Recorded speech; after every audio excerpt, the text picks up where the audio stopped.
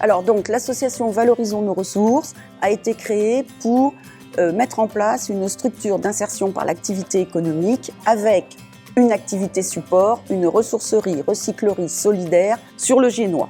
Territoire excentré, avec une forte population démunie et, comme partout, beaucoup de déchets encombrants réutilisables. Nous avons eu l'occasion d'acheter un bâtiment de 3600 mètres carrés pour accueillir notre activité et rassembler en un seul lieu toutes les différentes activités de la ressourcerie. Et ce bâtiment est très dégradé et nous avons déjà fait une première tranche en 2020 de 1200 mètres carrés pour réaménager entre autres la boutique de vente.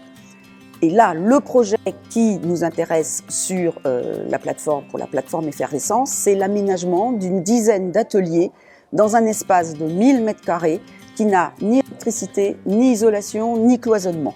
Et nous voulons y réaliser 10 postes de travail, mais qui soient isolés, éclairés et accueillants.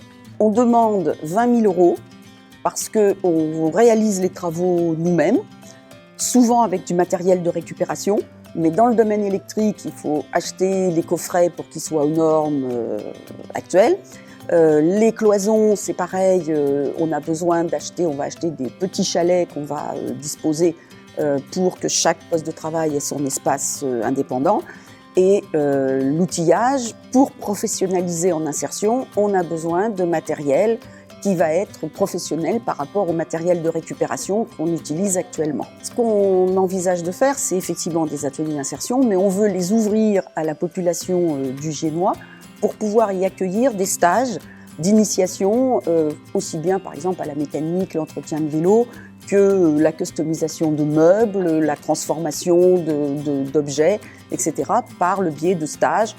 Et on veut garder 2 postes sans affectation, de manière à pouvoir accepter en résidence, comme on dit, des artistes, des artisans qui ont une technique particulière et qui pourraient, pendant un certain temps, travailler chez nous et répandre leur savoir-faire à l'ensemble des équipes qui seront présentes et à des gens de l'extérieur.